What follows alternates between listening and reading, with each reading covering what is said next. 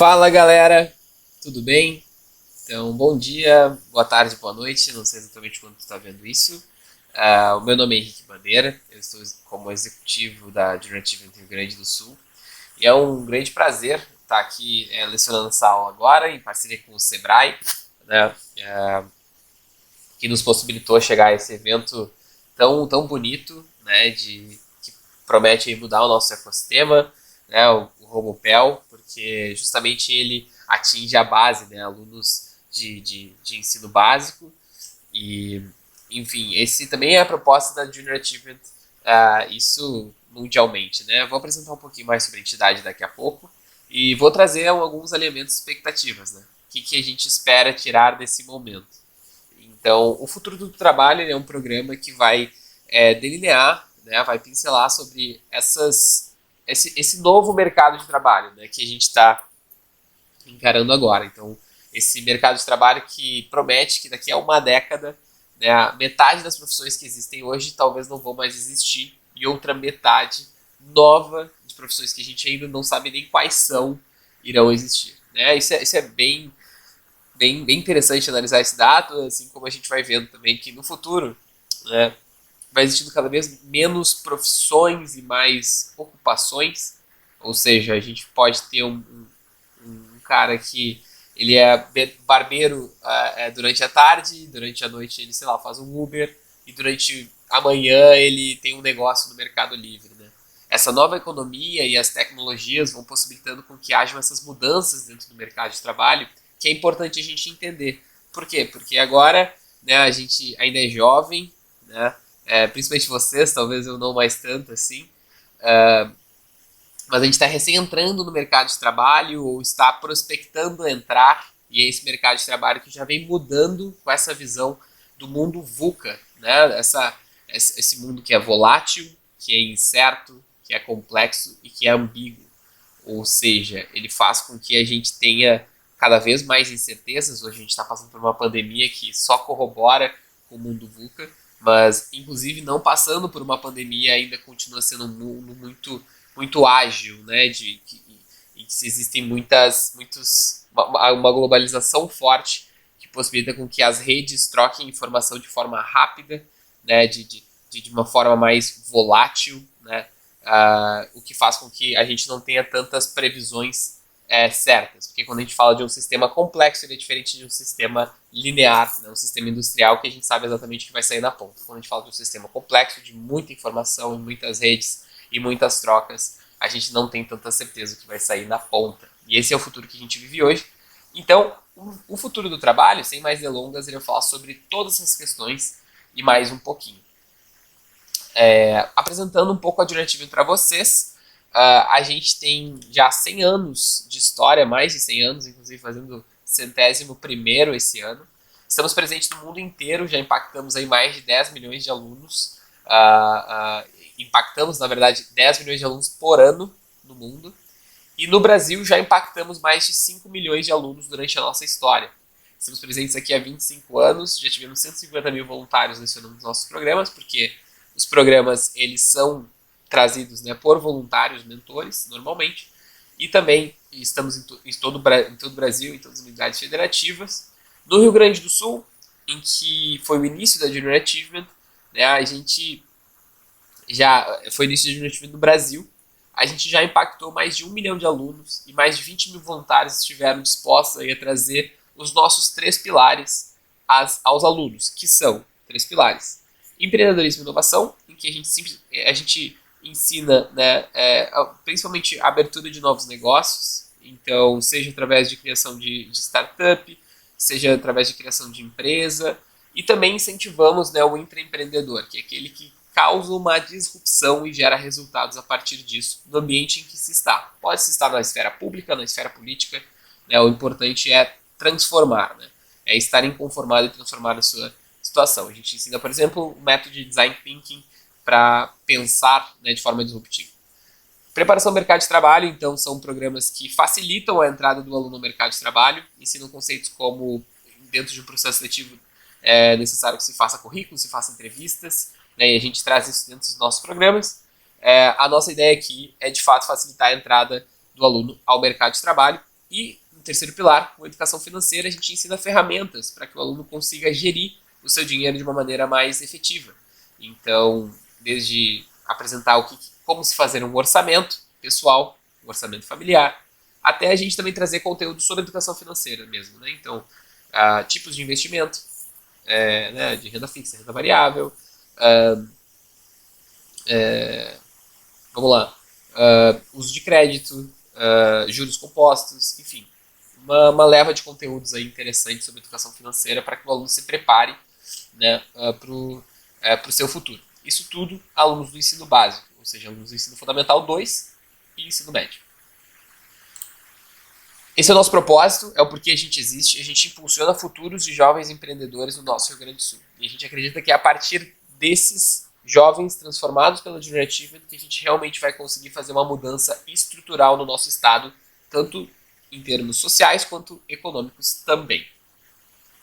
E aí, trazendo um pouco sobre mim. Então, meu nome é Henrique, né? Prazer. Fui aluno da Junior Achievement e na minha época não houve pandemia. Então, eu não estava atrás de uma tela como vocês, mas eu tive, né, a minha experiência no Mini Empresa, que é um programa que ensina a construir uma empresa, a construir um produto, vender seu produto, bem bacana, e ele dá dinâmicas bem interessantes sobre empreendedorismo, tá? Então, depois de eu ter sido aluno da Junior Achievement, essa paixão que para mim já existia, né, desde a época do meu pai, enfim, que é empreendedor e acabou sendo minha referência enquanto pequeno, eu realmente vi que empreendedorismo faz muito sentido para mim, ainda faz, né, fazia na época, ainda faz. E aí eu acabei, quando eu entrei para a faculdade, eu entrei na engenharia química da URGS, vi que não existia uma maneira de se aprender como empreender, não existia uma maneira prática de aplicar o ensino teórico dentro de aula. Aí eu criei uma empresa júnior junto com o pessoal. Então, e depois disso acabei liderando algumas instâncias até chegar à Federação das Empresas Júniores do Rio Grande do Sul, que congrega todas as empresas júniores do estado, e dentro da rede a gente tem mais de 2.000 pessoas, né, 2.000 jovens empreendedores. Então eu tive experiência super bacana durante meu período de universidade, e aí depois fui convidado para estar assumindo como executivo da Junior Achievement. Estou aqui já há 1 ano e meio fazendo esse trabalho maravilhoso de trazer conteúdo para alunos que nem tu.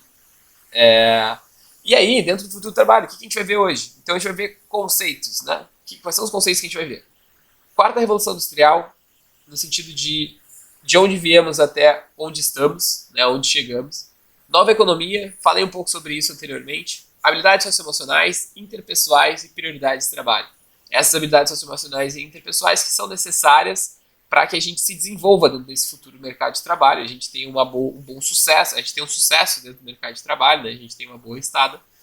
E prioridades de trabalho, né, para a gente começar a entender o que para nós, o que a gente bota na frente, né, em termos de o que a gente prefere dentro de um ambiente de trabalho, se é, por exemplo, trabalhar de casa, trabalhar via home office, como a gente está fazendo hoje, se é trabalhar viajando, se é trabalhar à noite, se é trabalhar de dia, se é trabalhar com um chefe, se é empreender, abrir o seu negócio, ser seu próprio chefe, enfim. Então, vamos embora, vamos para o conteúdo. Aqui tem o Neil deGrasse Tyson, que é bem legal que a gente trouxe, porque ele vai ser importante aí para a gente entender um pouquinho melhor sobre onde a gente está, né? E aí eu queria que vocês imaginassem um mundo em que não houvesse energia elétrica. Então, todos os produtos que a gente usa hoje, desde um computador até uma geladeira, até uma lâmpada mesmo, imaginem um mundo sem energia elétrica. E agora imaginem um mundo que não existe internet, né? Não existe como a gente acessar o nosso YouTube, que a gente gosta de ver o youtuber preferido, não existe como a gente acessar, nem estudar via, enfim, Google. E imagina um mundo agora sem smartphone, né? Que já virou a extensão do nosso braço. O TikTok já é a nossa segunda casa, né? Não é mesmo? Então, imagina um mundo em que não existe mais nada disso. E é muito louco, né? Porque quando a gente fala desses dois últimos produtos, em 1990 a gente ainda não tinha internet, né? 30 anos atrás não tinha internet. Então, isso pra gente ver, assim, né? O quanto a gente avançou dentro desses últimos anos, dessas últimas décadas. E aí, galera, queria trazer que já existiu esse mundo, sim, inclusive um mundo sem energia elétrica. E a maior parte, né, da história da Terra foi justamente, inclusive, sem a humanidade, né? Isso que é legal de trazer o Neil deGrasse Tyson, que ele fala que a história da humanidade é uma gotícula, alguns segundos no calendário da Terra, né? Ele fala isso. Então, imagina o que é 300 anos, né? 300, 200 e poucos anos, né? Se comparado, né? 200 e poucos anos, né? Que surgiu a energia elétrica, enfim, 150 anos, vai. Imagina o que é 150 anos se comparado com a história da Terra inteira. Não é nada, nada, né? Então, enfim. Agora a gente vai trazer um pouquinho mais sobre as revoluções industriais. E eu quero justamente falar sobre esse período anterior, né, à primeira revolução industrial, antes de falar sobre ela, né, em que a gente tinha ali uma sociedade feudal, né, em grande parte, né, feito no campo, enfim, né, isso, inclusive, né, isso vai mudar justamente com a primeira revolução industrial, começa a se criar, né, essas máquinas a vapor, né, uma mecanização, mas anteriormente era feudal no sentido de eu vou trazer alguns pontos interessantes, tá? Sei que vocês já estudaram isso no colégio e a minha ideia aqui é só passar uns pontos pra gente refletir um pouquinho, né? Que naquela época não existia máquina nenhuma, né? Antes de 1784. Então, a gente tecia a própria roupa. Isso é muito louco de pensar, né? Também não existia restaurante, né? Isso, às vezes a gente não pensa nesses pontos, mas não existia como comer em algum lugar se não fosse ali com o nosso entorno, né? Enfim, os animais que a gente cultivasse e tudo mais. E se trabalhava, então, de forma muito manual, né? A forma de trabalho era ali os ferreiros, agricultores, né? Artesãos. Enfim, a gente tinha, então, né, como negociação, né, grande parte do escambo, né, e, enfim, ali começa então a surgir, né, o trem a vapor, né, as indústrias, né, a gente começa a mudar um pouco a forma de trabalho, até que a gente chega na indústria 2.0, na segunda revolução industrial, em que os grandes avanços, né, são, de fato, a luz elétrica, né, sendo criada, enfim, e patenteada pelo Thomas Edison, né, a lâmpada, né, a lâmpada de corrente alternada, né, que a gente chama.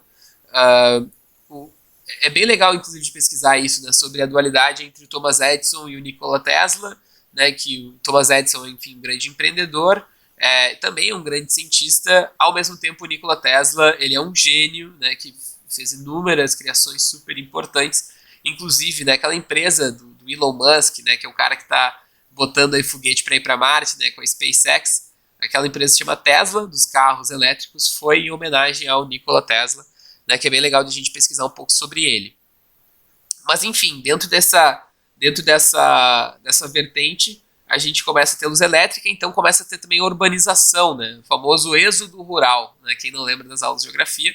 A gente começou a ter pessoas saindo do campo, indo para cidades, e aí as indústrias também começam a se multiplicar cada vez mais, né, enfim, existem alguns avanços como o início do telefone, né, a gente começa a se modernizar enquanto sociedade.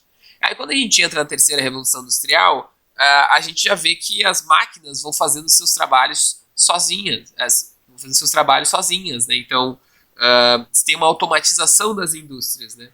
Além disso, a gente vê que vão sendo criadas as cidades grandes e as metrópoles, né, principalmente em polos industriais. Né. Acelera-se também a globalização na terceira revolução industrial, né, em que os países e as culturas ficam cada vez mais conectadas, né, e aí você tem inclusive uma supremacia da cultura norte-americana, né, dado esses efeitos da globalização, porque é a potência que é a potência mundial já há bastante tempo, né? Então é bem interessante isso, né? Que o acesso à informação aumenta, porque a gente tem uma maior globalização, então a gente começa a estar mais conectado, e o que nos leva a ter uma quarta revolução industrial, que é o período que a gente está vivendo hoje, né? Então, que na terceira revolução industrial, essa automatização que aconteceu, né? Tanto de indústrias quanto de empresas de software começam a surgir, né? A gente vê que essa automatização, essa robotização, ela é extremamente levada, né, ela dá um salto na quarta revolução industrial quando a gente começa a entender um pouquinho mais sobre nanotecnologia. E aí, a nanotecnologia é algo absurdo, né? Existe inclusive um creme que se adapta ao contexto da pele. Isso é bem louco, né? Basicamente, se tem uma pele oleosa, uma pele seca, o creme é o mesmo, ele tem partículas, né, nanopartículas, enfim, que se adaptam ao teu rosto. Então são mini partículas de robozinhos, digamos assim. Enfim, esse não é o termo certo, mas a ideia é essa, né? E aí elas começam a adaptar ao teu rosto. E aí também você tem neurotecnologias, tem inteligência artificial, né? Então, os robôs ficam cada vez mais inteligentes, a gente tem carros autônomos, a gente tem uma Alexia da Amazon, né, que basicamente ela fica parada esperando tu pedir algo, né, e ela faz tudo para ti. A gente tem um contexto de Big Data, então essa globalização ela é exponencialmente acelerada, né, essa globalização que ela começa em 1969, ela é exponencialmente acelerada na indústria 4.0, em que a gente tem cada vez mais informações e mais dados, né, e aí começa a surgir profissionais de Big Data, né, que se chama, né, dessa grande quantidade de dados que a gente tem dentro, enfim, do nosso contexto, né? E a gente tem uma robotização mais forte, e aí a gente tem robôs que estão se adaptando ainda à inteligência emocional, e é muito o contexto do que eu tinha falado lá na introdução, né, do mundo VUCA, né, um mundo volátil em que tá toda hora, né, não é um mundo perene, constante, é um mundo volátil, então as informações chegam e os panoramas mudam e as visões mudam. É um mundo incerto em que a gente tem uma imprevisibilidade muito forte, muito alta, porque a gente tem muita informação rodando, a gente tem muitos dados rodando, a gente tem, enfim, cada vez mais o empoderamento do indivíduo, né, quando ele tem acesso a essas informações, o que antes não se tinha. Então, se tem uma imprevisibilidade maior, uma complexidade com certeza maior também, dado esse ritmo frenético que a gente vive, e uma ambiguidade, né, em que a gente começa a não entender, não conseguir discernir tão bem exatamente de onde as coisas vêm, né? E aí eu vou trazer um exemplo prático que se traz quando se fala de ambiguidade, que é quando a gente vai comprar um tomate numa feira, no supermercado, a gente indiretamente tá apoiando o uso de agrotóxico dentro de, enfim, uma certa plantação, né? Então a gente está apoiando uma empresa que faz isso, né? A não ser que seja uma feira de orgânicos, naturalmente, né? Mas é bem louco, porque essa não é a nossa intenção, né? Ou não é a nossa intenção quando a gente compra uma roupa que foi feita na China de incentivar o uso do trabalho infantil, né? E às vezes acontece, isso depende da empresa, né? Às vezes a gente não sabe que a gente está fazendo isso, mas indiretamente a gente está. Lógico que não é a intenção, e lógico que a gente tem que se precaver para que a gente não faça isso, não apoie as empresas incorretas, enfim. E também a gente tente achar meios de conseguir fazer as coisas do jeito mais correto possível. Mas, enfim, é uma ambíguo, né? As coisas elas acabam sendo difíceis de discernir e dizer, né? Existe um certo discernimento, né? Enfim, acho que essa é a palavra. Existe uma separação das coisas que eu consigo enxergar elas de maneira bem clara, né? A informação acaba sendo muito ambígua, mais difusa. E aí, alguns impactos que podem te surpreender, né? Alguns dados que podem te surpreender. A gente estava falando sobre globalização e sobre acesso à informação, né? E é interessante de ver que 74% dos brasileiros acessaram a internet pelo menos uma vez nos últimos 3 meses. Se considerar as pessoas que utilizam aplicativos que necessitam conexão à internet, como Uber ou serviço de delivery, o percentual sobe para 79%. E só há 10 anos atrás, e galera, é só há 10 anos atrás mesmo, 10 anos atrás no calendário da Terra, eu não sei nem se é um fio de cabelo, acredito que não, né? Há 10 anos, 41% da população estava nessa condição, ou seja, praticamente dobrou o número das pessoas que tiveram acesso à internet. Né? E dados interessantes também sobre uma plataforma que a gente usa muito aqui no Brasil, que é o WhatsApp. O aplicativo está presente em 99% dos celulares brasileiros e 98% dos usuários do WhatsApp no Brasil usam o app diariamente. Isso é muito louco, né? De ver o quão conectado de fato a gente está e o quanto a gente, talvez, isso passe batido, né, por nós, porque, enfim, a gente já está tão acostumado à rotina e a ligar o WhatsApp, enfim, mas 98% dos usuários do WhatsApp no Brasil usam todos os dias. Né? E aí também tem aí olha o poder que a gente está dando, né, para uma empresa. Querendo ou não, o WhatsApp é do Facebook, né, e a gente está vendo, enfim, iniciativas do Facebook de fazer o WhatsApp Pay, né, o WhatsApp, fazer o pagamento por WhatsApp, o que, de certa forma, ajuda a monopolizar, né, os meios na mão de uma empresa que é, enfim, enorme, mas acaba sendo também uma empresa. Né?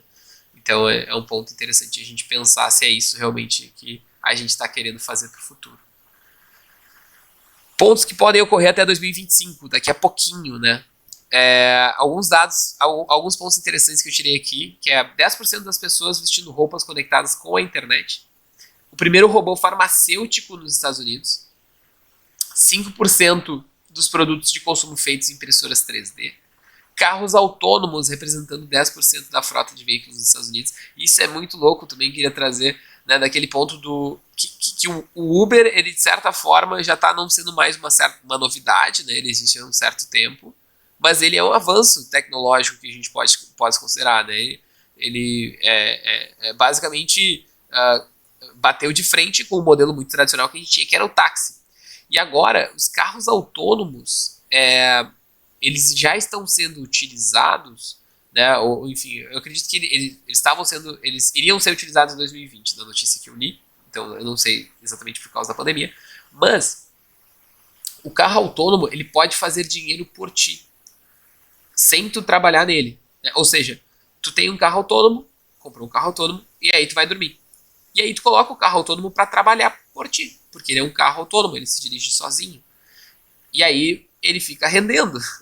Isso é muito louco. E aí, à medida que ele fica rendendo e tu enfim, tá dormindo, naturalmente ele acaba desbancando Uber, 99, 99 Pop, enfim, qualquer aplicativo de mobilidade urbana, porque, querendo ou não, tu vai ter cada vez mais pessoas comprando carros e botando eles para trabalhar enquanto ele estiver dormindo. Né? Basicamente ele vai enriquecendo, né, o teu bolso, enquanto a gente não faz absolutamente nada a não ser ter comprado um carro desse. 50% do tráfego de internet em domicílios direcionado para dispositivos e equipamentos domésticos. Né? A gente está tendo cada vez mais o IoT, que chama, né, que é o Internet das Coisas, ou Internet of Things. Então é legal a gente dar uma olhada sobre isso também. Ou seja, a nossa geladeira já tem acesso à internet. A minha não tem, né? Mas enfim, existem já geladeiras com acesso à internet. Né? Impressoras, cafeteiras, enfim. A primeira, a inteligência artificial é o conselho de uma empresa. Né? Então, um robô que consegue cada vez mais tomar decisões naturalmente já muito mais rápidas do que humanos, mas entender uma situação e tomar uma decisão baseada em probabilidades. Aí trazendo algumas novidades para vocês. Né? O que é realidade virtual? Né? Realidade virtual também é uma nova frente que está vindo. Né? Então, de modo geral, né, a realidade virtual ela é um tipo de tecnologia em que a gente veste um óculos, um capacete e nos mantém imergido em uma experiência. Né? Eu fui, inclusive, numa feira bem bacana aqui do Sul, que se chama Gramado Summit. É uma feira de startups lá em Gramado, e tinha um pessoal da UX que tinha feito um óculos de realidade virtual em que a gente poderia comprar, através daquela empresa, imóveis sem ir ao imóvel. Né? Uma vez que a gente tivesse o nosso óculos, a gente baixava o aplicativo, clicava no imóvel e aí dava basicamente o imóvel na nossa frente. A gente poderia andar no imóvel sem estar dentro do imóvel, estando na nossa casa. Né? O que com certeza facilita, né, qualquer venda de imóvel que seja feita. Então, é uma possibilidade. Né? Existem várias realidades virtuais, existem alguns tipos de realidade virtual também que é legal de conhecer, que é a realidade virtual, a realidade aumentada. Né? Enfim, tem inclusive uns stories, se vocês viram lá de um menino, uma criança usando realidade virtual para aprender a ser DJ. Né? Enfim, existem vários tipos de realidade virtual. É bem legal de a gente pesquisar sobre. E aí uma notícia ali, né, que você sabia que por meio da realidade aumentada um espaço vazio foi transformado em uma loja de roupas por uma parceria de Snapchat com a Lego. Era bem legal, porque eles pegavam e usavam o óculos de realidade virtual e enxergavam as roupas que eles queriam comprar. Né? E aí, em inclusive a roupa não estava lá, né? Ela conseguia ver pela realidade virtual e ela conseguia se ver. Ah, isso é muito louco. Elas conseguiam se ver com a roupa, né, no espelho. É fora de série. Então, e aí vamos lá, o que é um drone? Vamos lá para drone. O que é um drone? Drone basicamente é um veículo, né? É um aéreo não tripulado, controlado remotamente, pode realizar inúmeras tarefas, como por exemplo tirar fotografias aéreas, fazer entregas e até servir de táxi aéreo. E aí, enfim, tem uma notícia bem legal ali que a Biocarbon Engineering ela usou de drones inteligentes para plantarem até 100 mil árvores por dia. E o drone ele foi muito utilizado agora, nesse contexto de pandemia, pela China, né? Porque basicamente o que eles fizeram foi, em vez de colocar vários homens na rua, né? Vários policiais, né? Enfim, homens e mulheres, enfim, né? Mas em vez de colocar vários policiais na rua, eles usavam drones, né? Eles tiveram um contexto de lockdown bem mais forte que o nosso, então as pessoas tinham que estar em casa, e para garantir que elas estivessem em casa, eles fizeram acompanhamentos via drones, né? Isso foi muito útil para eles conter as pessoas dentro de casa. E aí também uma outra inovação, a gente tem 3 inovações aqui mais para a gente ter conhecimento desse novo mundo, VUCA, que eu comentei, né? E o chatbot, ele basicamente é um robô que interage por meio de conversa, né? Existem vários chatbots, existe uma empresa que inclusive é de um ex-Ativer, que é o Cássio Bobsen, a empresa se chama Zenvia, que eles também trabalham com chatbots super inteligentes, e com esses chatbots já é possível fazer compras, obter informações, até pedir uma pizza, né? Essa tecnologia pode servir para criar assistentes pessoais, dar informações sobre produtos e funcionar como atendimento ao cliente. E já existe uma campanha para taxar impostos sobre robôs. Isso foi feito pelo Bill Gates, né? Foi primeiro pensado pelo Bill Gates, né? Já que a gente taxa as pessoas por hora de trabalho, por que não taxar os robôs também? Né? E talvez isso realmente seja uma teoria que seja aplicada na prática, talvez um futuro também um pouco mais distante, mas faz sentido, né? Porque, enfim, se os humanos são taxados, por que não os robôs? Né? E aí, logicamente, quem pagaria seria a própria empresa.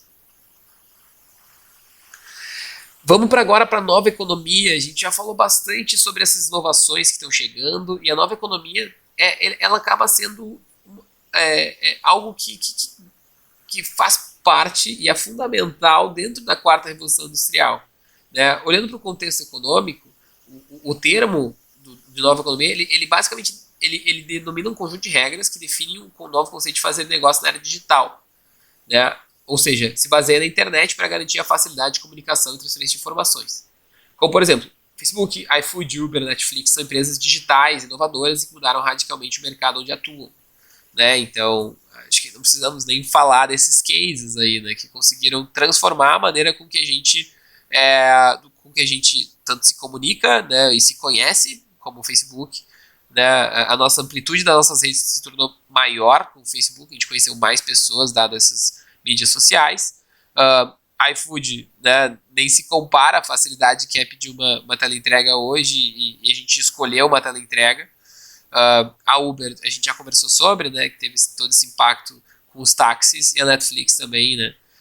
Enfim, eles têm esse modelo de cauda longa que foi algo fundamental para que a gente conseguisse sair ali da locadora, né, da locadora de vídeo. Não sei se vocês pegaram essa época, eu peguei.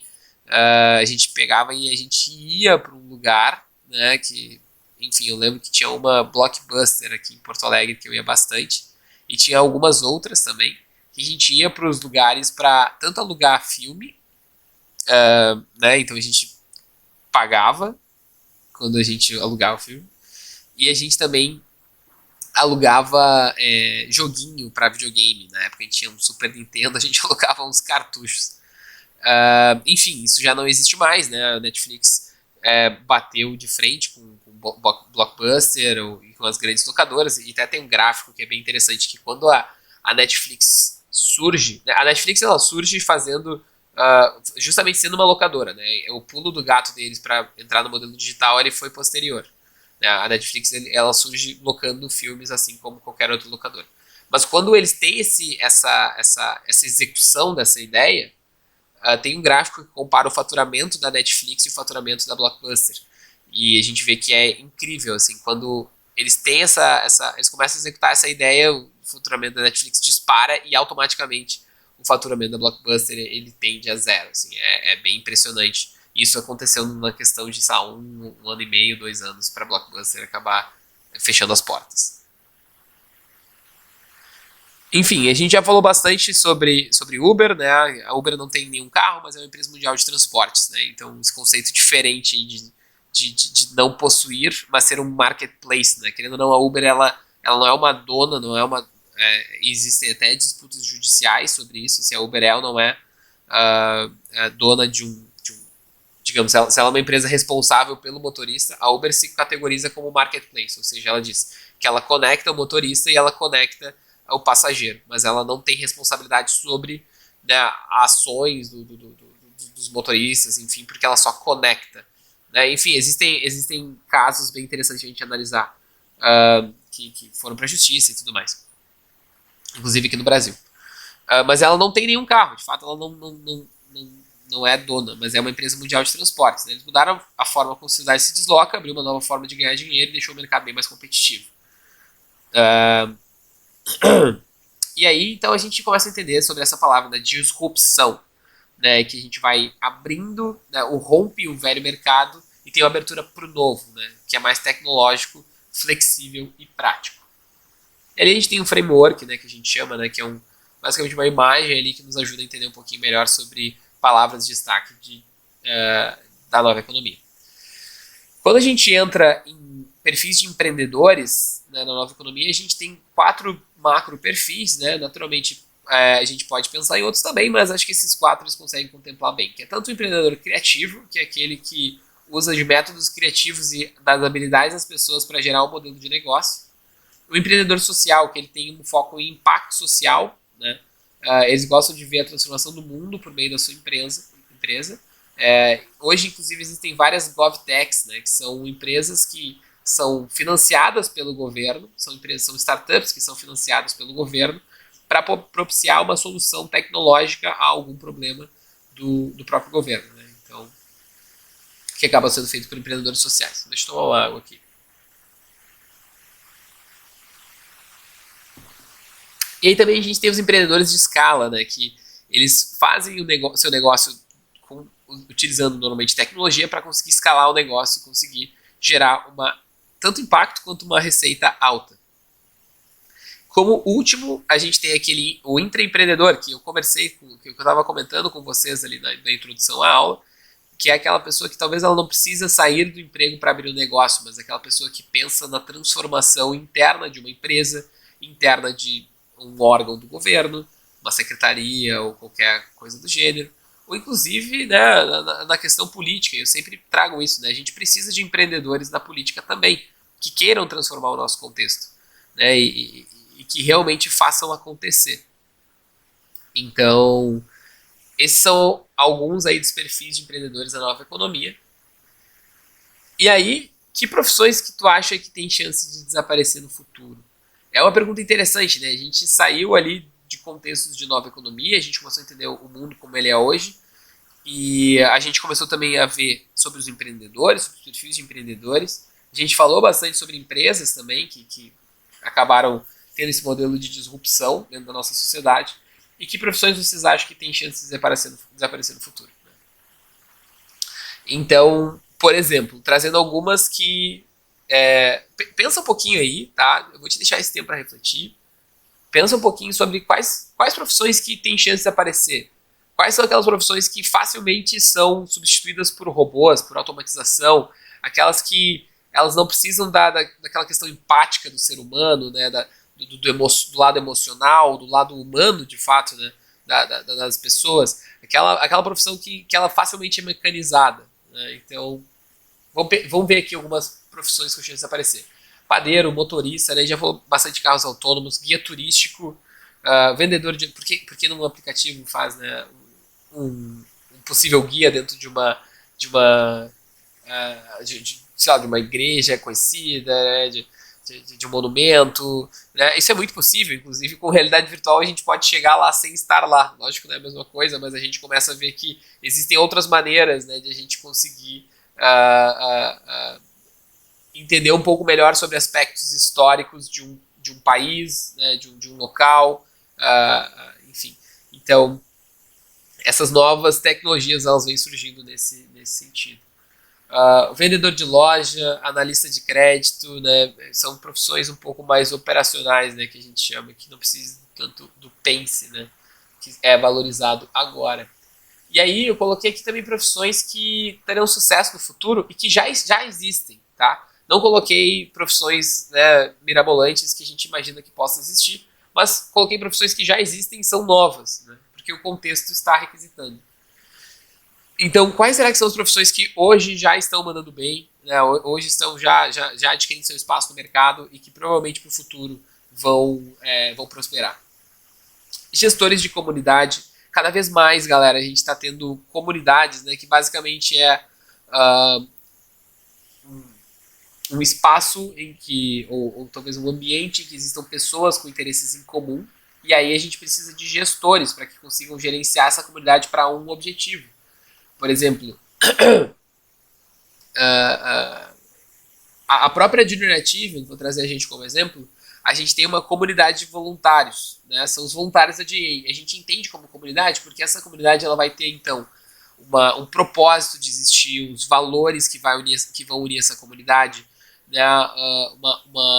Uma visão que vai unir essa comunidade, tipo, onde queremos chegar com essa comunidade, né? Ali também tem regras internas, tem costumes, né? Rotinas, enfim. Então, uma comunidade ela acaba sendo criada, principalmente quando a gente tem ambientes digitais, né, e tecnológicos, como, enfim, redes sociais também tem inúmeras comunidades, né? Então, acho que é legal a gente pensar isso. Existem comunidades mais específicas, de designers, por exemplo. Existem várias empresas que têm essa ambição, né, de cuidar de comunidades. Por exemplo, o Pinterest também tem uma comunidade de designers. Enfim, trazendo aqui alguns exemplos.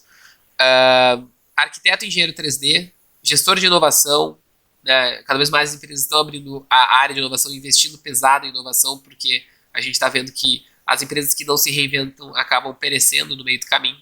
Analista de Big Data, né, aquele que começa a entender um pouco melhor as decisões que tem que se tomar a partir de uma vasta quantidade de dados. Profissionais de saúde mental, conectado com aquilo que eu trouxe anteriormente, né, da empatia e desse sentimento, né, do humano, que ainda é importante, que os robôs ainda não conseguem ter de uma maneira tão profunda como nós.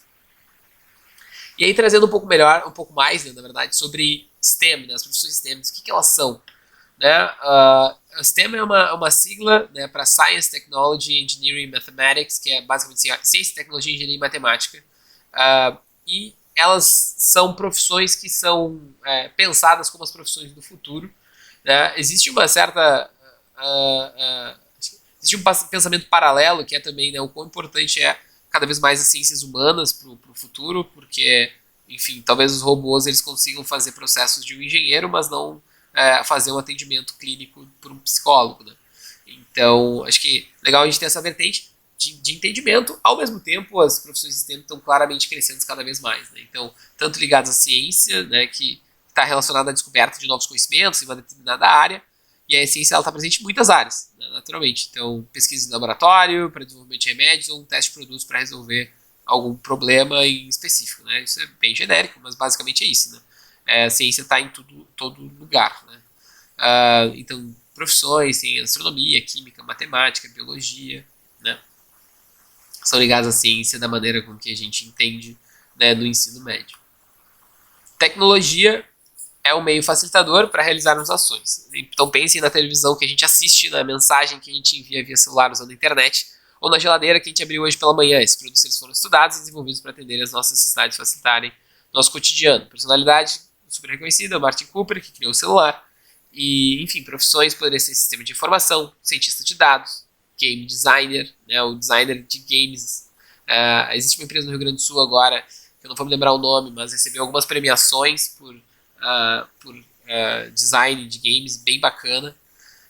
Programadores, né, são cada vez mais requeridos, né, os devs, que chama, né, os developers, os desenvolvedores, né, isso, empresas de tecnologia cada vez mais requerido.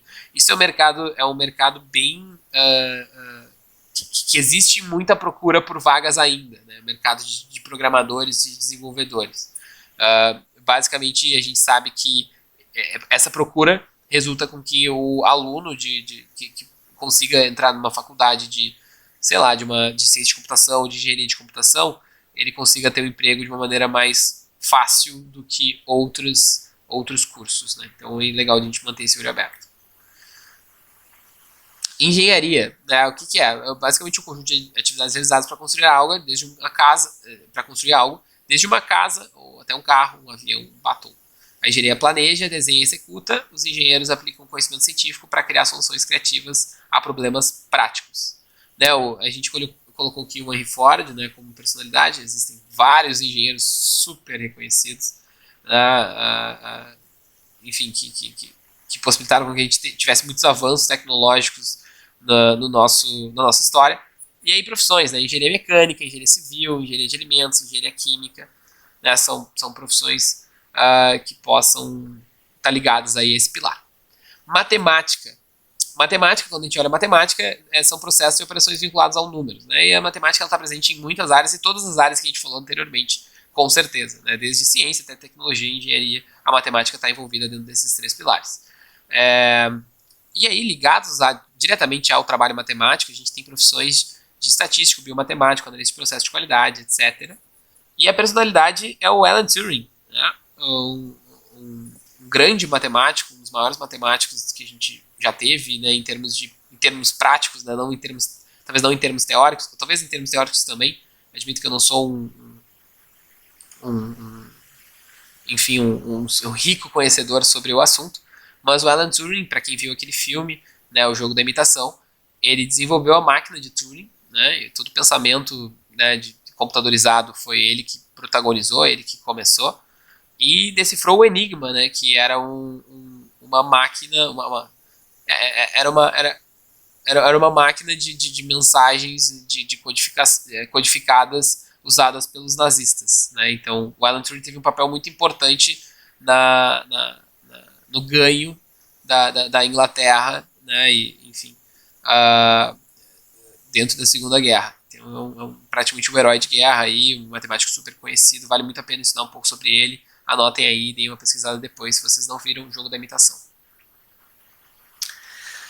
Beleza, galera. Agora vamos para planejar o nosso futuro, né? A gente passou aí sobre nova economia, vimos também algumas possíveis vertentes de profissão. E aí é legal de a gente começar a pensar, tá, beleza, mas e aí? Eu vou chegar e vou ter um emprego, né? E é importante a gente começar a entender, acho que eu falei isso na introdução também, né? Que a gente está vendo que essa geração vai trabalhar cada vez mais em um número maior de empresas e de ocupações, né?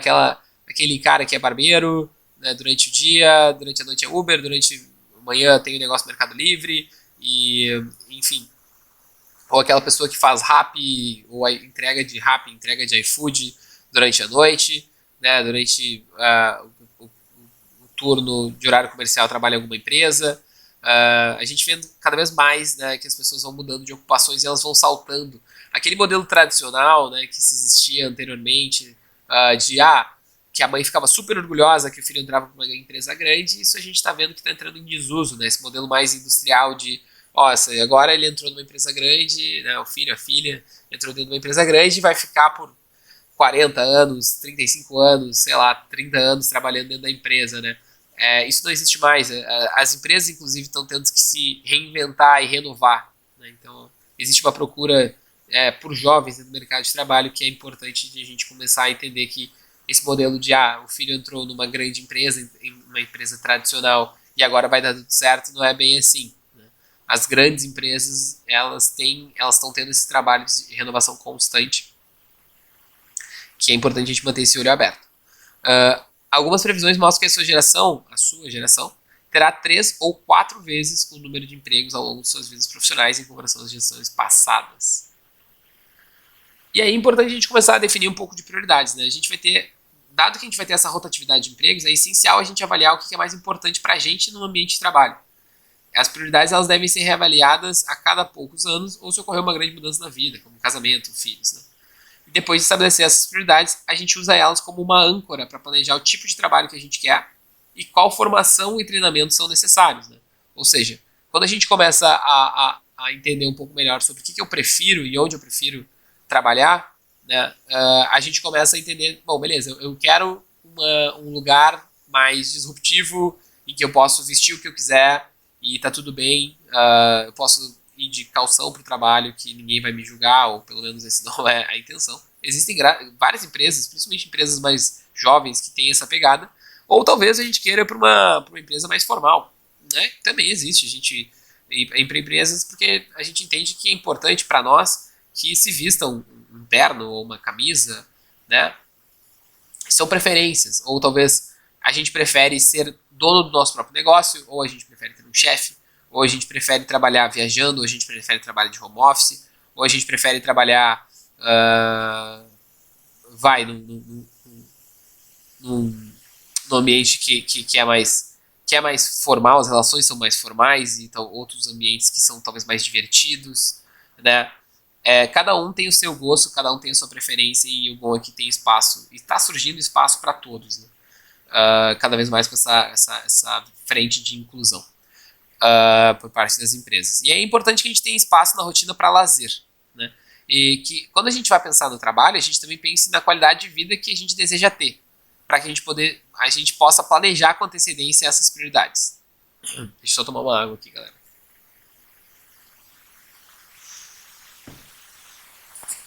E é curioso, né? Porque os empregadores eles também vão querer que tu reserve tempo para estabelecer essas prioridades, porque eles querem funcionários que queiram seus empregos, né? De nada adianta a gente ter um funcionário, um colaborador, enfim, que esteja chateado, né? Que esteja emburrado com o seu trabalho porque não consegue ter tempo para se divertir. Né? Então é importante a gente pensar nisso também quando a gente for planejar o nosso futuro. E aí eu vou deixar algumas reflexões para vocês, tá? No nosso curso, né, do Jares em Casa, e aí eu vou falar sobre ele no final. A gente tem uma atividade com essas questões, mas por hora eu vou deixar para reflexão. Né? Primeiro, né, qual ambiente eu gostaria de trabalhar?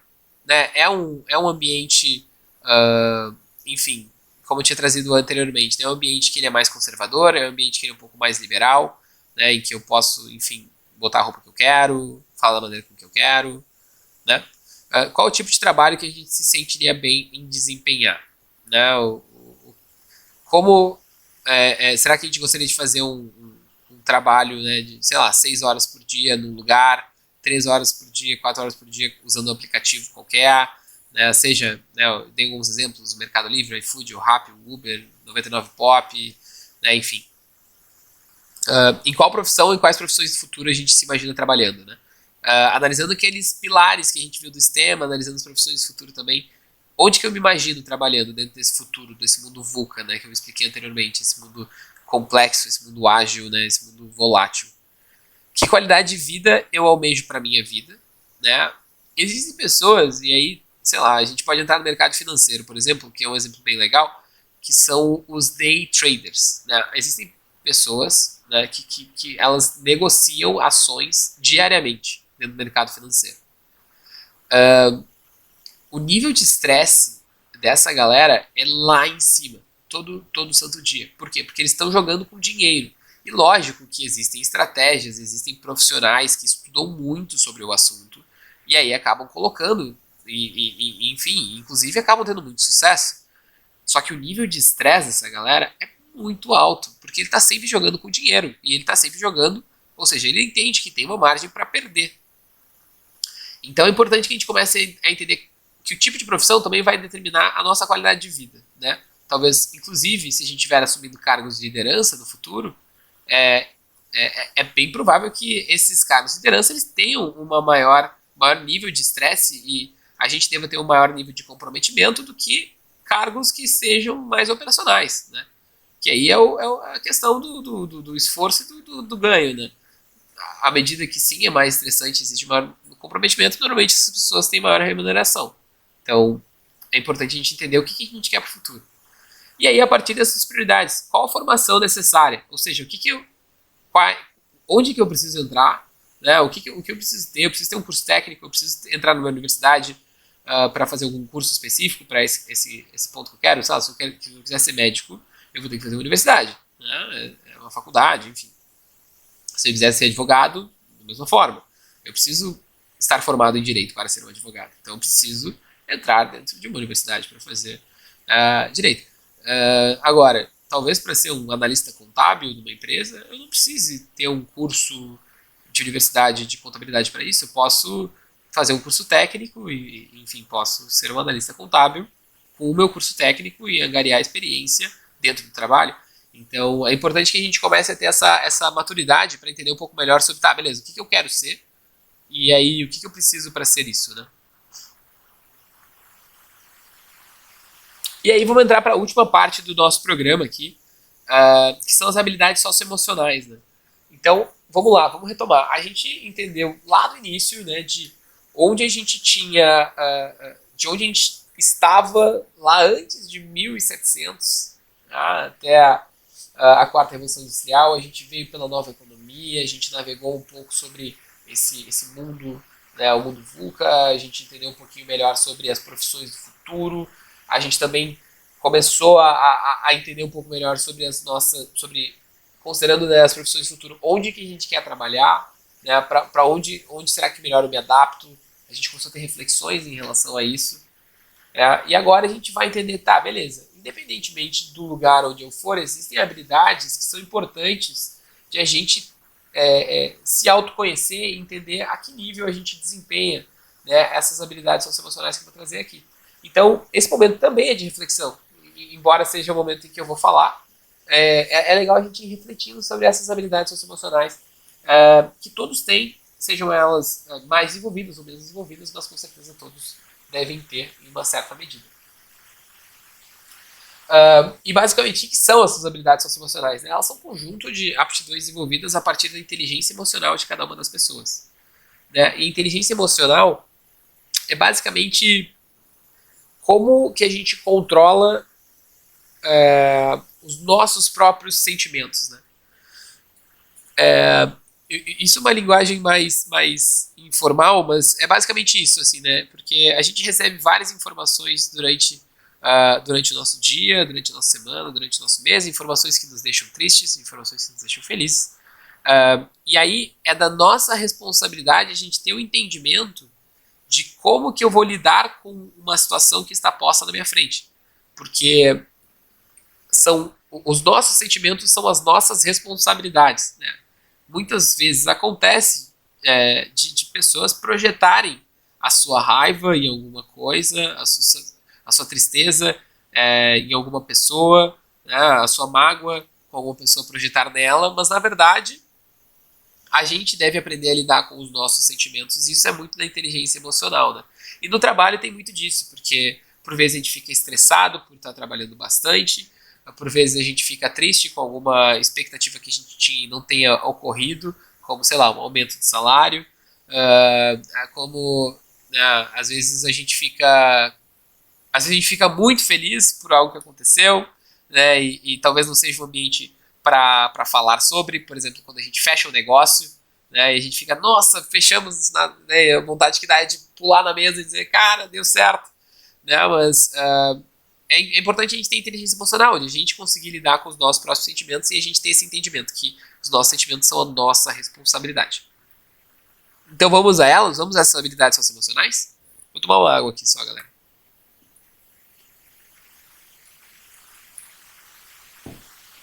A primeira que a gente vai trazer aqui é o pensamento crítico, né? E o pensamento crítico é basicamente a nossa capacidade de se questionar. Mais do que simplesmente executar, o profissional ele deve questionar e saber o que está fazendo, o porquê de fazer algo e o que fazer na sequência. Tu costuma fazer atividade sem entender o porquê ou tu é um questionador? Né? Lógico que a gente sempre tem que ter um equilíbrio, né? Porque a gente tem uma pessoa que é muito questionadora, daí talvez não seja exatamente o caminho, porque por vezes a gente tem tarefas operacionais que devem ser feitas e devem ser feitas sem se questionar, porque o questionamento ele só vai gerar um atraso na tarefa. Agora, com certeza, em momentos de construção, né, momentos em que a equipe constrói algum processo, algum projeto, o pensamento crítico ele é importantíssimo, né? E a gente ter essa capacidade de a gente entender o que a gente considera que é o certo, o que é o que não é importantíssimo de a gente explorar isso e ser aberto quanto a isso, né? E expor a nossa opinião. Existe um valor bem bacana numa empresa que eu gosto que se chama mais dados e menos opinião, né? E acredito que se encaixa aqui também no pensamento crítico, né? Que, ou seja, quando eu vou questionar alguém sobre alguma decisão que foi tomada, alguma coisa semelhante a isso, eu vou questionar baseado em dados, né? Eu vou me questionar baseado em dados e fatos, porque isso vai corroborar com o meu argumento. Se eu for questionar baseado em opinião, o que vale é a hierarquia, entende? Então, acho que esse valor ele é muito autoexplicativo, assim, né? E é legal de a gente pensar que para a gente embasar os nossos argumentos é preciso a gente ter dados cada vez mais. E a gente tem vários dados agora com todo esse contexto que a gente já falou sobre. Então, caso a gente vá argumentar, é importante a gente se munir disso. Ao mesmo tempo, está se existindo cada vez menos essa questão hierárquica, né, também. Né? Isso em paralelo. A gente está tendo cada vez menos chefe, mais líderes, né, e mais construções em vez de uma cadeia de comando e controle. Em que o chefe fala o que é para fazer e a pessoa faz. Ao mesmo tempo, são dois caminhos que com certeza correm em conjunto. Né? Essa questão de trazer mais dados, ela reforça o argumento da pessoa, né, que for questionar, e essa construção também impulsiona a pessoa a questionar. Né? Mas nem sempre esse questionamento vai ser atendido. Criatividade. No ambiente de trabalho, a criatividade é importante, pois é ela que ajuda a encontrar soluções para os problemas. Em quais momentos a gente expressa a criatividade? Né, o quanto a gente normalmente está fazendo, às vezes, uma tarefa super operacional, né, e aí entrando no mercado de trabalho seria fazer uma planilha, né, fazer um texto em que a gente não possa expressar tanta criatividade, a gente tem que se prender a um by the book, que a gente chama, né, a gente tem que se prender sobre exatamente o que está sendo dito para a gente fazer. Então, quais momentos a criatividade são importantes e quando que a gente pode expressar a criatividade. E cada vez mais, a gente está precisando de empresas que se renovem, que inovem dentro do seu modelo de negócios. Essa pandemia, por exemplo, é um espaço muito grande para a gente ter cada vez mais criatividade. Né? Por exemplo, a Junior Achievement, a gente não tinha programas digitais até começar essa pandemia. Foi um momento que a gente teve que usar da nossa criatividade para que a gente conseguisse colocar os nossos programas digitais de pé. Coordenação. Um profissional organizado que não se perde no meio das diversas tarefas e prazos. Como que você organiza sua vida hoje? Tem uma agenda, não perde compromissos ou opera em meio ao caos? Né? A gente pode ver isso logo no início, né? A galera que se planeja para estudar para as provas e a galera que deixa tudo para a última hora. Né? Tem um ponto importante que é a gente aprender a ter organização pessoal. E sendo bem sincero com vocês, eu fui a pessoa que estudava lá em cima da hora, em cima do laço, enfim, porque eu não tinha uma agenda, eu não tinha ferramentas que me propiciassem ter uma organização pessoal e nunca ninguém tinha me dito que isso faria sentido, né? Até que eu entrei para o mercado de trabalho e vi que se não tivesse uma agenda, se não tivesse, né, uma ferramenta que eu uso, que é um gerenciamento de rotina, eu não conseguiria desempenhar da maneira com que eu entendo que faz sentido, eu não conseguiria performar no meu máximo, que eu entendo que hoje é o que eu tento trazer, né?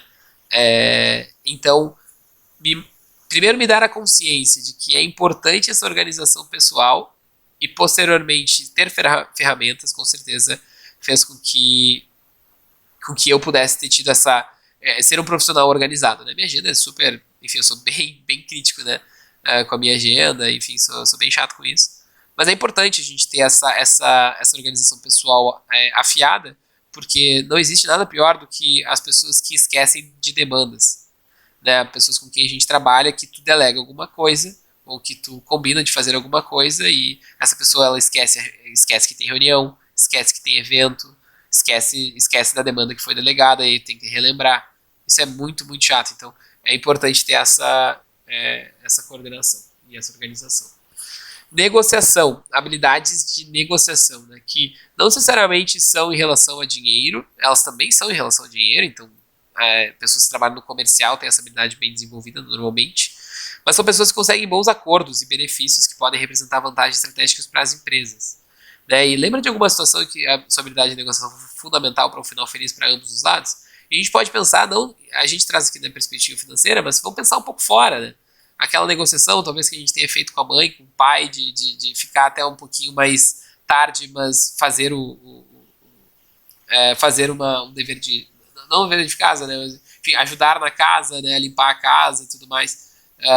O quão a gente está conseguindo, né, negociar com as nossas partes e conseguir fazer com que as coisas elas convirjam com o nosso interesse, né? Importante também essa habilidade para o mercado de trabalho. Inteligência emocional é justamente ter aquela perspectiva que eu trouxe na introdução, né?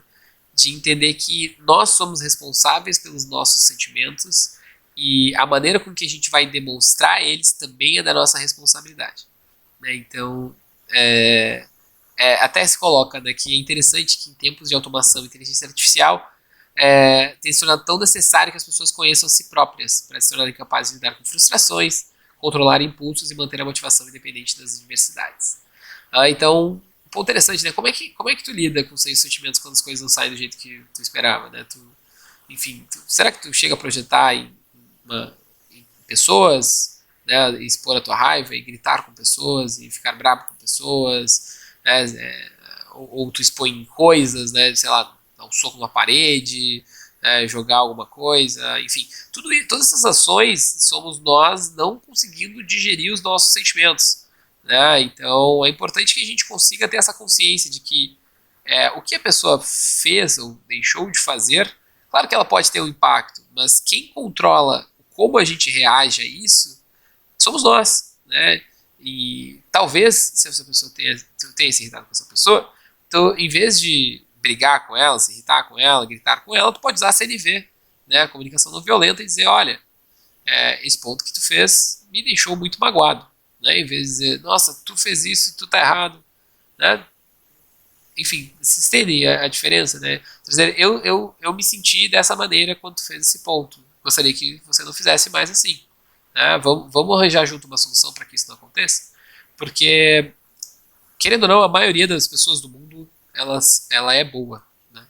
Existem muito menos pessoas hoje que cometeram crimes, né, do que pessoas que realmente têm vidas de cidadão de bem, né? Então, cidadão de bem, né? Mas enfim, tem vidas normais, né, que não querem fazer mal a ninguém, mas elas têm diferentes criações e diferentes culturas que englobam toda a formação dessa pessoa, que pode ser que quando se esteja argumentando com uma pessoa que foi criada diferente, ela entenda uma palavra de uma maneira com que tu entende diferente, né? E aí acaba tendo uma falha na comunicação, né? Uma distorção na comunicação, e vocês acabem por ficar irritados uns com outros, mas só por uma falha na comunicação, porque as pessoas elas são diferentes. Mas é legal a gente ver isso. A maioria das pessoas são boas. Então, boa, a maioria das pessoas é boa. Então, a gente tem que pensar um pouco nisso, né? Que a intenção das pessoas normalmente ela é boa. Só que existem várias barreiras de comunicação, de cultura, né, que impossibilitam com que a gente tenha uma comunicação assertiva. E ainda que as pessoas, né, e hoje a gente vive um contexto muito polarizado, né, em que existe o lado direito e o lado esquerdo, ainda que exista isso também, é importante a gente tentar achar em quais são os tons de cinza no meio desse preto e branco, para que a gente tenha diálogos, né, cada vez mais constantes. Isso tem muita inteligência emocional, né, de a gente não se irritar, porque por vezes a pessoa inclusive não vai concordar contigo em relação ao meio, mas o fim é exatamente o mesmo que a gente estava pensando. Beleza? Resolução de problemas complexos. Isso também está cada vez mais necessário, né? Pessoas que elas entendam o problema e elas sejam ligadas à solução desses problemas, né? E naturalmente, cada vez mais, dado essa complexidade que envolve a nossa sociedade, né, os problemas eles vão ficando cada vez mais complexos, né, e necessitando de cada vez mais inovações. Então, qual foi o último problema da sua vida pessoal, profissional, né, que você resolveu? E como foi o processo, né? Então, desde conflitos pessoais entre os amiguinhos, né, fazendo um projeto dentro da escola, até talvez um problema posto, né, dentro da nossa vida escolar, enfim, né? Então, vamos pensar um pouquinho nisso, quanto a gente está, qual foi o último problema que a gente resolveu. E aí tem uma postura interessante que a gente sempre preza, que é o orientado a soluções, né? Que basicamente, claro, tem que se ter um entendimento do problema, mas quando a gente fica falando só do problema, e a gente só traz que existe um problema e não traz a solução junto, isso por vezes não é construtivo. Então, por vezes não faz nem sentido apontar o problema se a gente não tem uma solução, né? A não ser que se esteja no momento de construção, né, e isso acontece muito no mercado de trabalho, é de a gente, de uma pessoa X, né, sugerir algo e a outra pessoa diz, não, isso aqui tá errado, isso aqui tá ruim. Né? E aí essa pessoa que fala tá ruim, ela não fala, vamos fazer dessa maneira. Né? Primeiro que ela nem usou CNV, né, nesse caso. Então ela poderia falar assim, olha, eu sinto que esse teu ponto aqui ele possa não atender ao que a gente queria. Né? Vou trazer uma outra solução. Então, existem muitas pessoas que apontam problemas e a gente não quer ser uma dessas pessoas. A gente quer trazer soluções. E que quando a gente for criticar, a gente traga soluções em conjunto. Tomada de decisões. Todos os dias a gente tem que tomar decisões no trabalho. E muitas vezes às pressas, sob pressão, mas sempre medindo as desvantagens e vantagens de cada decisão. Né? Tomada de decisão é uma competência humana, envolve informações, princípios, leis, emoções, e dificilmente será delegado por uma inteligência artificial. Depende muito, né, da tomada de decisão. Você costuma ser tomador de decisões no seu grupo de família, ou grupo de amigos, família, ou prefere que alguém sempre decida por você? Isso principalmente é lideranças, tá? É uma habilidade muito importante, né? Tomada de decisões rápidas e saber fazer isso. E aí, o Jeff Bezos, que é o CEO da Amazon, ele fala sobre que talvez a gente não precisa tomar todas as decisões envolvidas dentro de uma empresa, ou dentro de um time. Só que a gente precisa tomar as decisões certas. E a gente precisa acertar essas decisões certas na maioria das vezes. Isso que vai nos qualificar como um bom tomador de decisão. Beleza?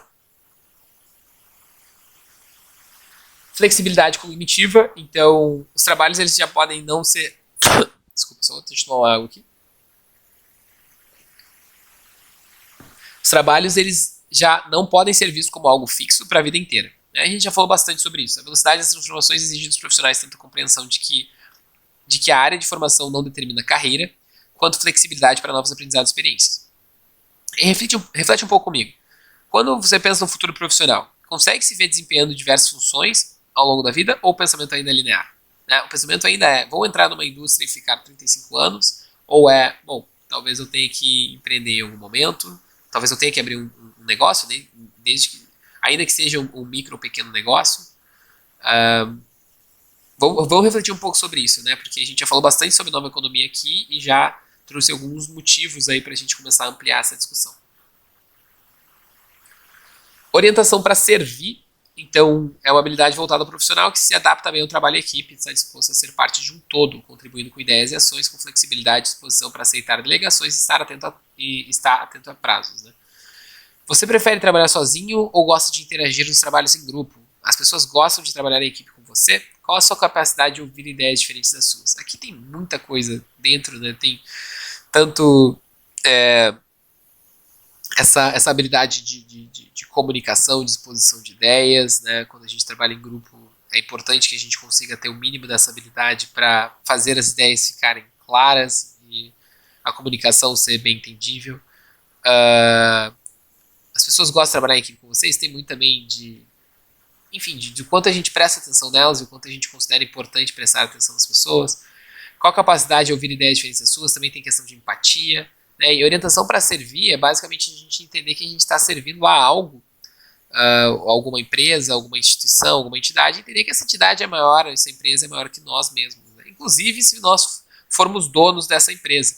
Porque acho que a ideia de ninguém aqui é fazer um negócio para falir. Né? O negócio ele deve continuar ou deve ser comprado.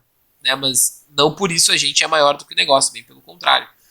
Então, acho que também tem essa questão de humildade quando a gente fala de orientação para servir, que é a gente entender o nosso lugar dentro de uma certa instituição e a gente se colocar neste lugar. E aí a última habilidade, né, liderança e gestão de pessoas. A gente já veio falando bastante sobre algumas perspectivas, né, de liderança em relação a habilidades socioemocionais. E a liderança, a definição que a gente coloca aqui, é a capacidade de orientar esforço ao propósito. E a capacidade de orientar esforço a um propósito torna-se cada vez mais importante. A habilidade de liderar envolve tanto conhecimentos de sistemas e métodos de trabalho, quanto a capacidade de compreender e lidar com pessoas. Reflita, você consegue transmitir claramente seus objetivos quando está fazendo atividades em grupo? Tem prazer em motivar colegas e amigos extraindo o melhor deles? Esse é um bom ponto, né? O quanto a gente normalmente lidera as nossas iniciativas e a gente toma esse papel para nós e o quanto, por vezes, a gente delega esse papel para outra pessoa porque a gente não quer assumir tanta responsabilidade ou porque a gente não se sente bem nessa posição, né, essa posição que é mais visada, né? E aí tem uma frase bem legal que fala, né, enquanto você for líder, as pessoas vão falar de ti nas costas, né? E aí depende do que tu for fazer, elas vão falar bem ou não, né? Então e é importante a gente entender que várias vezes a gente vai ser mal falado e por algumas ações que a gente toma, porque a liderança tem um peso na palavra muito maior do que uma pessoa que não é liderança, né? Que não é líder. Então, enfim, dentro desse contexto a gente pode explorar muito esse assunto, mas é legal a gente refletir um pouquinho mais sobre isso, né? Como que é a nossa comunicação transmitindo nossas ideias aos grupos e se a gente tem esse prazer, desejo de motivar colegas e amigos a ir no melhor deles. Legal trazer, galera, que nenhuma dessas, não existe certo ou errado na resposta, tá? Isso vai nos definir enquanto pessoas, isso propicia com que a gente tenha um autoconhecimento maior para que a gente entenda as nossas habilidades. E aí, tendo entendimento das nossas habilidades, a gente consegue comunicar elas às pessoas, né? E aí, quando a gente estiver numa entrevista de trabalho, quando a gente estiver falando com algumas pessoas, a gente começa a nos definir. E isso é importante, porque a gente pode entender quais lados a gente pode potencializar, quais lados são os pontos, quais pontos fortes que a gente pode potencializar, quais pontos são de construção que a gente pode desenvolver. E também, quando a gente traz quem a gente é para as pessoas, essas pessoas elas não interpretam por si próprias. Isso foi um aprendizado que eu tive na vida, né? E que é muito importante, porque quando a gente fala quem a gente para as pessoas, não dá tempo para ela tentar interpretar quem tu é, né? Naturalmente, com convivência, o que a gente fala e o que a gente faz vão determinar muito. O que a gente faz vai determinar muito mais quem a gente é do que a gente fala. Mas principalmente para pessoas que a gente não vai manter um relacionamento constante, a gente tem entendimento das nossas habilidades, das nossas características e explicar a elas faz bastante sentido, né? E essas pessoas elas normalmente vão confiar no que a gente fala. Então, por isso que é legal a gente ter esse entendimento sobre quem nós somos, né? Porque dá uma sensação maior de que a gente nos entende e faz com que a gente fique mais claro às outras pessoas também. Beleza? Galera, finalizamos o curso, finalizamos o workshop, né? Estamos aí a 1h10 conversando, então a gente vai finalizar com uma atividade, tá? E antes de finalizar com a atividade, eu quero trazer sobre o JARS em casa. A gente teve, a gente colocou então, falei ao longo do programa que a Junior Achievement, dentro desse período de pandemia, colocou seus programas de maneira virtual, e a gente teve uma primeira temporada com 5 programas que aconteceu agora, mês passado, aí, junho inteiro. E a gente vai começar uma segunda temporada que começa agora, dia 6 de julho. Daqui a uma semana. Mal tempo tem para respirar.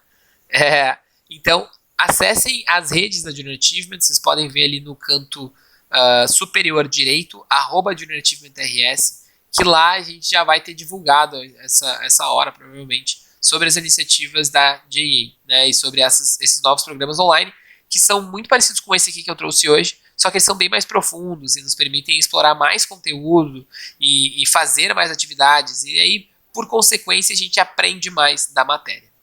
Beleza? Então acessem ali Junior Achievement RS no Instagram, que vocês vão ver as nossas mídias já divulgando os nossos programas.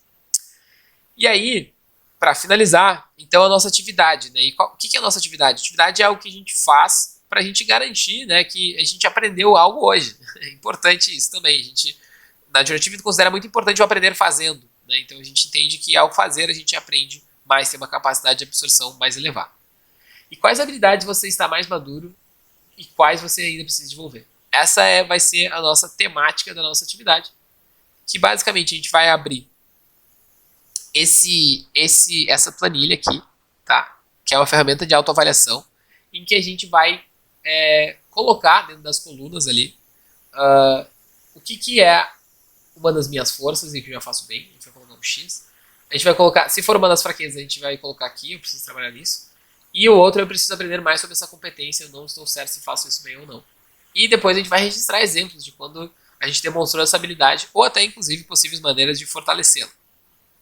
Beleza? Então, isso aqui vai impulsionar com que a gente tenha um maior autoconhecimento sobre as nossas próprias habilidades. Galera, é isso. E aí agora eu vou trazer o como que a gente vai fazer isso. Como que a gente vai operacionalizar essa atividade, tá? Para a gente dar feedbacks e presenças, tá? Essa atividade gera um certificado. Gera um certificado, um workshop do futuro do trabalho. E para que a gente dê feedbacks e garanta as nossas presenças, a gente vai responder a pesquisa de impacto do futuro do trabalho, tá? A pesquisa de impacto vai nos permitir que a gente responda algumas perguntas e a partir dessas perguntas a gente vai garantir a nossa presença e aí vai dar o passo 1 para o certificado. Passo 2, a gente deve entregar a nossa atividade. E como que nós entregamos a nossa atividade? Primeiro a gente precisa fazer uma cópia do material, né? E aí como que a gente faz uma cópia? Vocês vão entrar nesse bit.ly aqui, bit.ly/atividadeft. Anota aí, tira foto, enfim. bit.ly/atividadeft, FT, futuro do trabalho. E a gente vai fazer uma cópia desse documento que vai estar ali. E como que a gente faz uma cópia? A gente vai lá em arquivo e a gente vai fazer cópia. Porque tu não vai conseguir editar no arquivo direto, né? Imagina. Porque senão todo mundo iria editar e aí fica uma grande confusão de arquivos feitos. Então, entra ali, bit.ly/atividadeft, faz a cópia do material e aí faz a tua planilha de autoavaliação. Vai estar exatamente essa planilha lá na frente. Depois, para tu enviar o material, tu entra dentro desse link, bit.ly/driveft. bit.ly/driveft. Pega esse material que tu fez, tá? E aí baixa ele. Então, tu vai lá em arquivo, fazer download. Esse arquivo que tu já fez essa cópia, tá? Vamos fazer bem calminho. Esse arquivo que tu já fez essa cópia dentro do Sheets ali, que é a plataforma do Google. Tu vai fazer ele na plataforma do Google e tu não precisa ter nenhum programa para fazer isso. É gratuito para todo mundo, é só tu ter um browser, é só tu ter um computador, ou inclusive um celular, um smartphone, né? É só tu ter um explorador, né, que a gente chama de browser. Faz a tabela. Aí tu vai fazer download da tabela. Como é que faz download? Tu tem ali a aba, a mesma que tem arquivo fazer cópia, tu tem arquivo fazer download. Faz esse download, escreve o teu nome dentro do arquivo e envia. Coloca no Drive. Como que tu coloca no Drive? Pega esse arquivo que baixou e só joga ali dentro. Arrasta o ícone até o Drive. Beleza? Então vamos de novo. Faz a cópia, arquivo, fazer cópia. Fiz o meu material.